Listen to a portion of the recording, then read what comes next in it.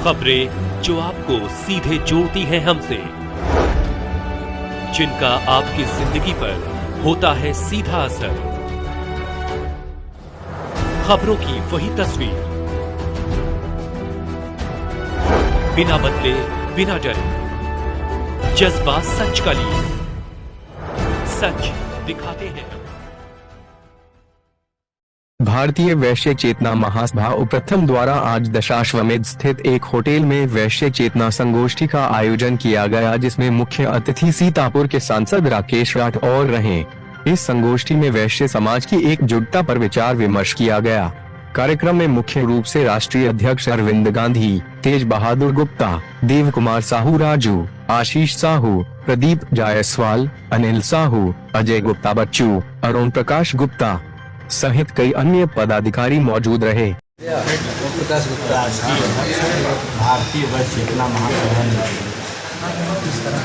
वैश्य चेतना संगोष्ठी का आयोजन किया।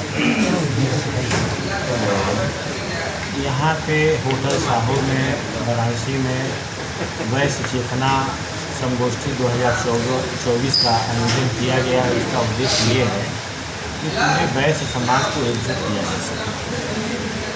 जिस तरीके से विभिन्न जातियों में बहुत उपजातियाँ होती हैं, उसी तरह वैश्य जाति में भी बहुत उपजातियाँ होती हैं और बिखरे होने के कारण हमारी शक्ति क्षीण होती है और हमको विभिन्न क्षेत्रों में जो लाभ मिलना चाहिए नहीं मिलता। वैश्य समाज हमारा कैसे संगठित हो, मजबूत हो, उसका उत्थान हो, इसी पर चिंतन मंथन करने के लिए वैश्य चेतना संगोष्ठी 2024 का आज आयोजन किया। इसके मुख्य अतिथि राकेश राठौर जी हैं, जो सीतापुर के सांसद हैं। इसी निमित्त हम लोग यहाँ आज उपस्थित हुए। राष्ट्रीय वैश्य चेतना संगोष्ठी का आयोजन किया गया है। क्या उद्देश्य से ऐसे संगोष्ठी का?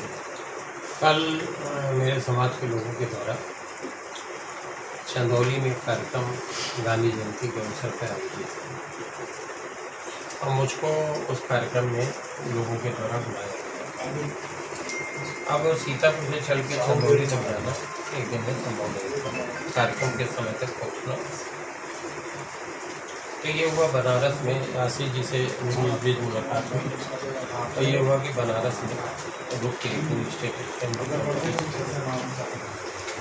बनारस में आशीष जी और हमारे अरविंद जी, जो लोग ये एक संगठन से जुड़े हैं वैश्यों और व्यापारी समाज के एक संगठन को बहुत लंबे हफ्ते से ऑर्गेनाइज कर रहे हैं। वैश्य समाज की विभिन्न शाखाओं को छत के नीचे लाने का प्रयास कर रहे हैं और इत्तेफाक से आगे इसी होटल में उनके लोगों की उन्होंने बुला रखा है। तो उसी वैश्य समाज के बीच में हम लोग भी थोड़ी देर के लिए उपस्थित हो जाएंगे, अपनी बात रखेंगे। चुनाव में क्या भूमिका रहेगी वैश्य समाज की? वैश्य समाज से हम लोग अपील कर रहे हैं। आज राहुल जी पूरे देश के अंदर भारत जोड़ो मार्फत से या अन्य यात्राओं के मार्फत से समाज के विभिन्न वर्गों को जोड़ने का प्रयास कर रहे हैं, उन तक अपनी बात पहुँचाने का प्रयास कर रहे हैं। और वैश्य समाज आज बहुत नुकसान की स्थिति में है।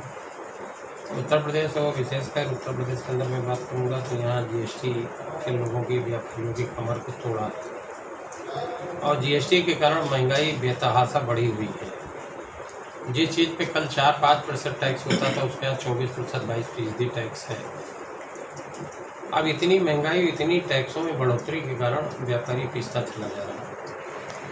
पीछे कोरोना काल में लोगों के प्रतिष्ठान बंद रहे, कारखाने बंद रहे और फिर भी सरकार ने जिन कर्जा था, जो लोन था, जो लिमिट था, उनके ऊपर ब्याज तो वसूला बंदी के दरमियान भी और ब्याज न दे पाने की स्थिति में और लोन करके डबल ब्याज वसूला।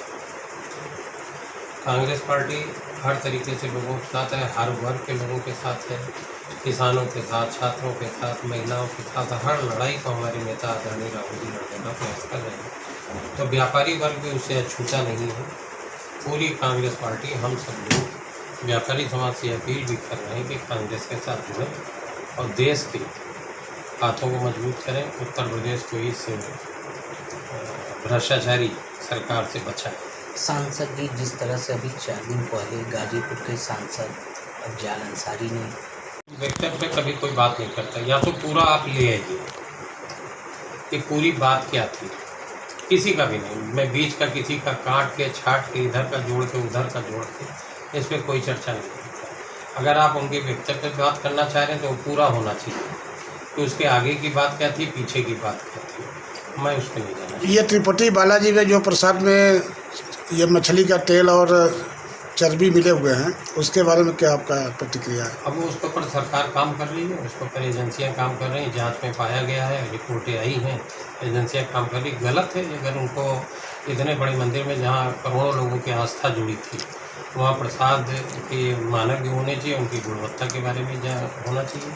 जब इतना बड़ा मंदिर, इतना बड़ा ट्रस्ट है तो बिल्कुल होना चाहिए। अब आगे किस तरह से प्रसाद को चढ़ाया जा सकता है, या ड्राई फ्रूट या? ये काम हमारा नहीं है, ये प्रसाद चढ़ाना सांसद जी और ये काम वहाँ के पुजारियों का, उनसे बेहतर जवाब पूछ लेंगे कि हमसे हमारे बारे में। आगामी 2027 के चुनाव में वैश्य समाज किस तरह से एकजुट होकर रहे? कह तो रहा हूँ कि हम सब लोगों की अपील है कि वैश्य समाज कांग्रेस के झंडे के नीचे आए, देश को मजबूत करें और इस खोखली अर्थव्यवस्था को बचाने के लिए साथ दें।